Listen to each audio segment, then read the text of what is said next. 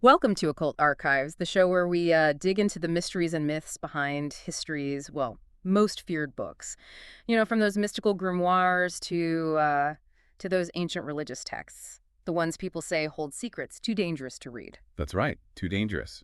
Are you ready to turn some pages of the unknown with us? I hope so, because this is Season 1, Episode 14, and we're taking a deep dive into the Brahma Sutras, specifically looking at the forbidden wisdom of Vedantic mysticism.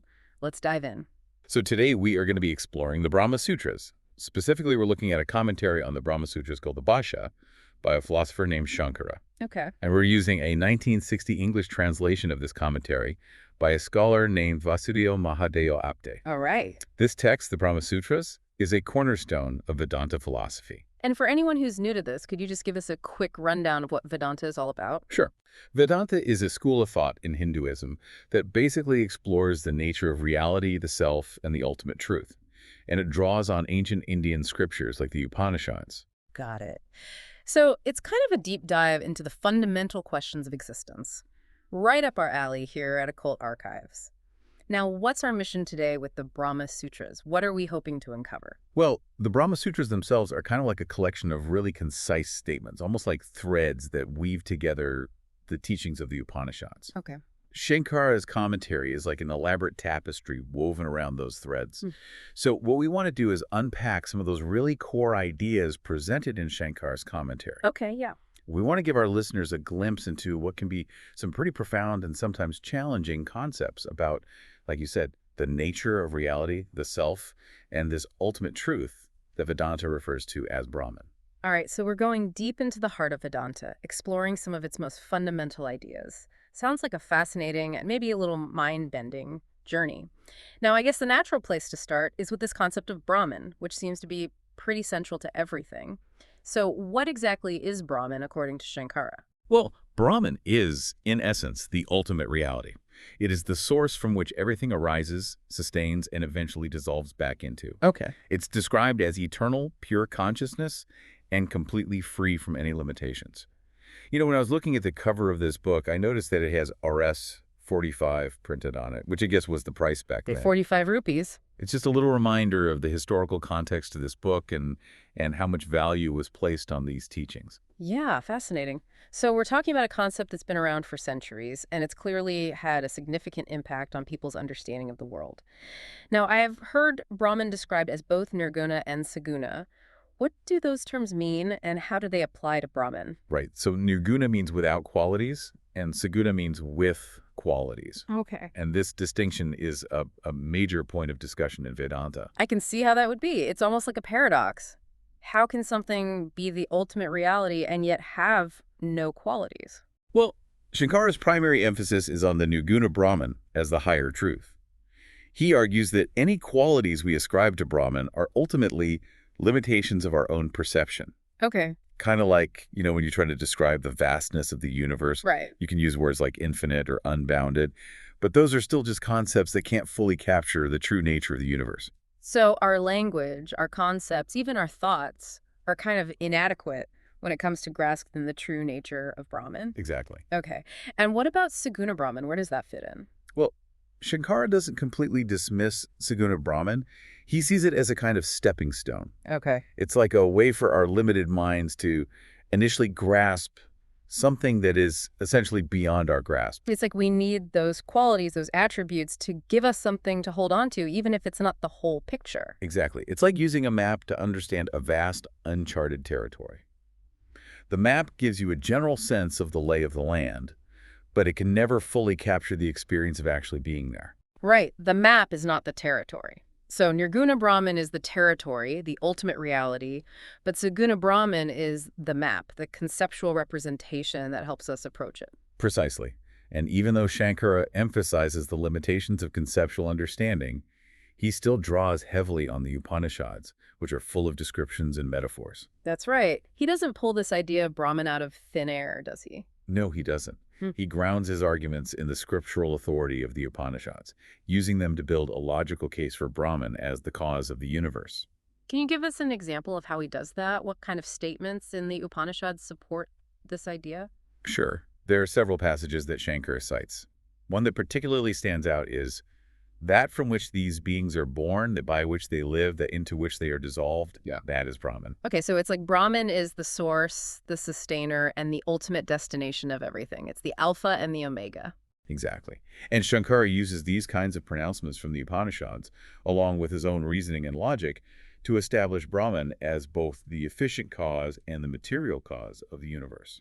Okay, now you're getting to some philosophical jargon. What do you mean by efficient cause and material cause? Well, in simple terms, the efficient cause is like the agent, the force that brings something about. Think of it like a potter molding clay. Okay. And the material cause is the substance out of which something is made. In the potter analogy, it would be the clay itself. So in Shankara's view, Brahman is both the potter and the clay. Exactly. It's both the intelligent creator and the substance out of which the entire universe is formed. Wow, that's a pretty mind-blowing concept. But it also raises a really fundamental question. If Brahman is this unified ultimate reality, why do we experience the world as being so fragmented and diverse? Why do we see separation everywhere we look? And that is a great question. And it brings us to one of the most fascinating and challenging concepts in Vedanta, Mhm. the concept of Maya. Oh, Maya. The illusion. Okay, tell us more about this cosmic illusion. So think of Maya as a kind of cosmic veil. Okay. It's a power inherent in Brahman that makes this non-dual reality appear as the diverse world of names and forms that we perceive. So it's like a magician's trick, making the one appear as many. Exactly. It's the ultimate magic show. But it's important to understand that Shankar doesn't say Maya is something separate from Brahman.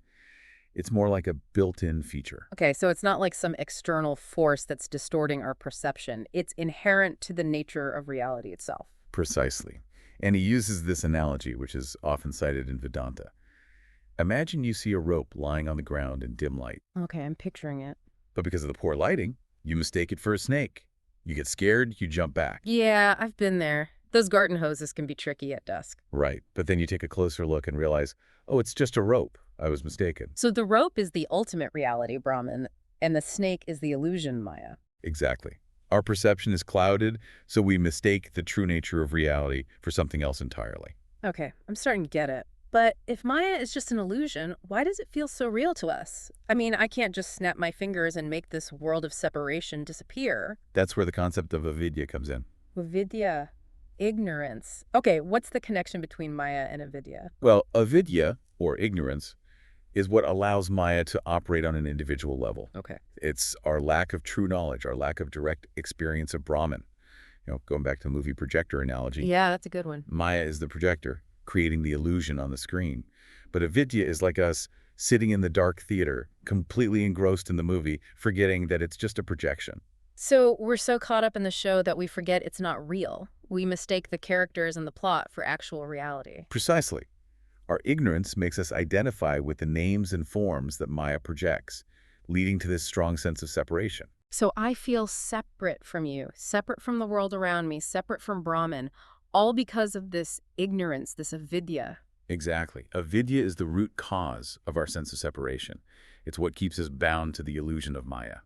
And this sense of being a separate individual, this is what Shankara calls the jiva, right? The individual self. Yes, exactly. The jiva is essentially Brahman, but its true nature is completely obscured by the combined forces of Maya and avidya.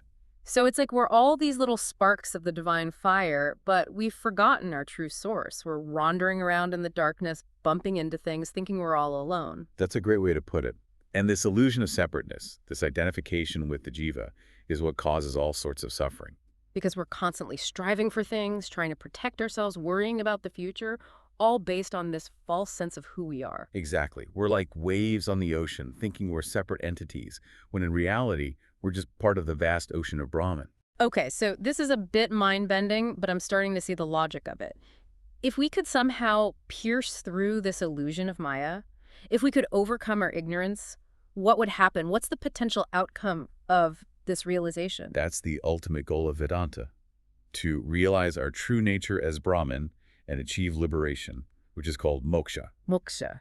Liberation from suffering, from the cycle of birth and death, from all the limitations of the jiva. Exactly. And according to Shankara, the primary path to liberation is through knowledge, which is called jnana. Jnana. But we've talked about the limitations of knowledge, right? Our concepts, our language can't fully capture the essence of Brahman.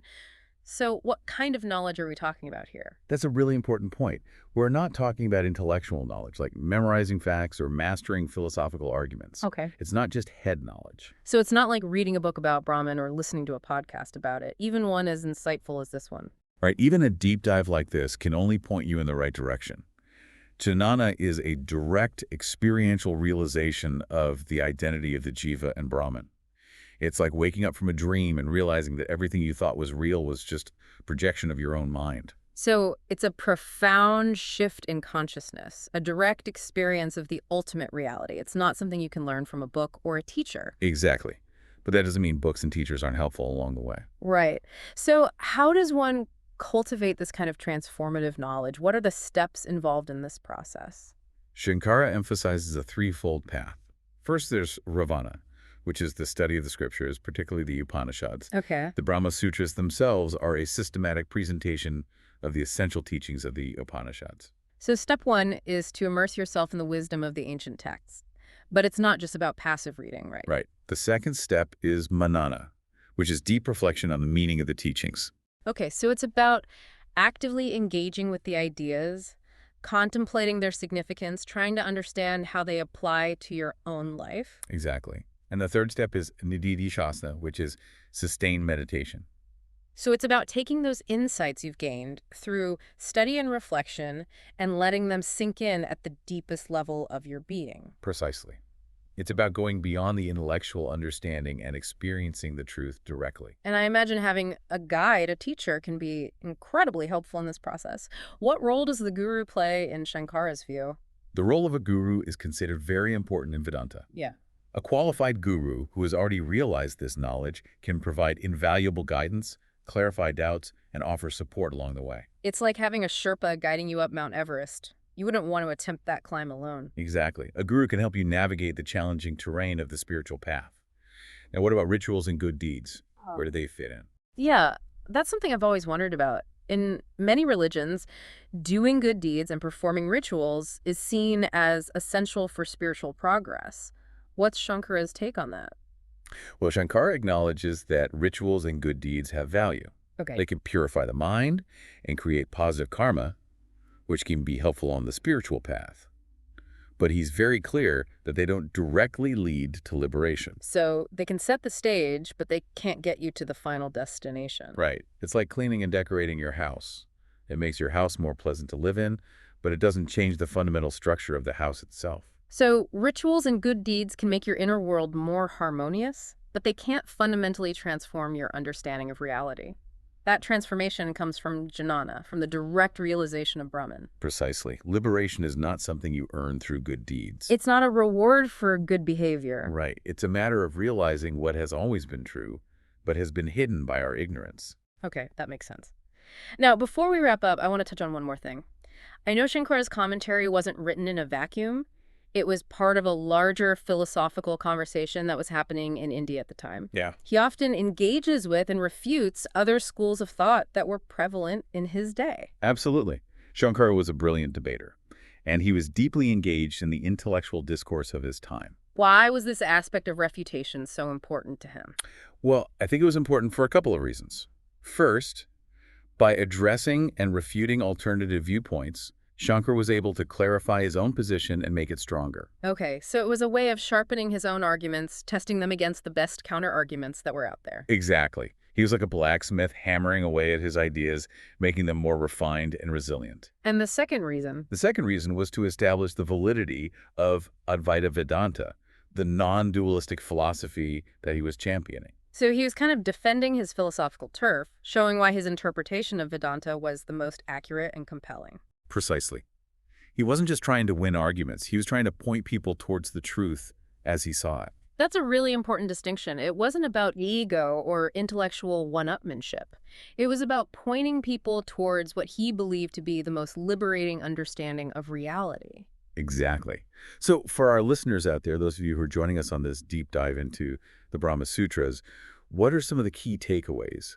What can you potentially carry with you from this exploration of Shankara's thought? Yeah, what are the practical implications of all this for people's lives today? Well, I think the most important takeaway is the profound unity of reality. Okay. Shankara is saying that At the deepest level, we are all connected. That's a powerful message. It is. And it challenges our everyday experience of separation, of feeling like isolated individuals. Yeah, we're so used to thinking in terms of me versus you, us versus them. It's ingrained in our culture, our language, everything. Exactly.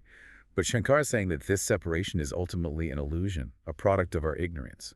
And if we could somehow overcome that ignorance, if we could experience this unity directly, what would that do for us? It would be incredibly liberating. It Yeah. would free us from fear, from anxiety, from all the suffering that comes from feeling separate and alone. Because we would know at the deepest level of our being that we are all part of something much larger than ourselves. Precisely.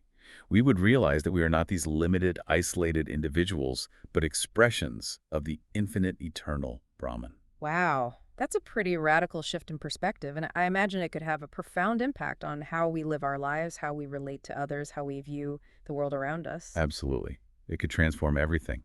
So, as we turn the final pages of our deep dive into Shankara's commentary on the Brahma Sutras, I hope you've gained a glimpse into a system of thought that has shaped Indian philosophy for centuries and continues to inspire seekers today. And I think this exploration has also raised some really profound questions. For example, if the reality we perceive is ultimately an illusion, what does that say about our fears and attachments? All right, great question. Are those fears and attachments also illusions? Exactly. And if so, how can we loosen their grip on us? And how might understanding the concept of Brahman as this underlying unity change our perspective on the interconnectedness of the world around us? That's something for all of us to ponder, isn't it? I mean, this is a complex system of thought, and it's not something you can grasp overnight. But hopefully this deep dive has sparked your curiosity, made you think about these big questions in a new way. And maybe even inspired you to delve deeper into the Brahma Sutras and the teachings of Vedanta. So until our next deep dive into the archives of the occult, keep questioning, keep exploring, and perhaps keep contemplating the true nature of reality. See you next time. Bye, everyone!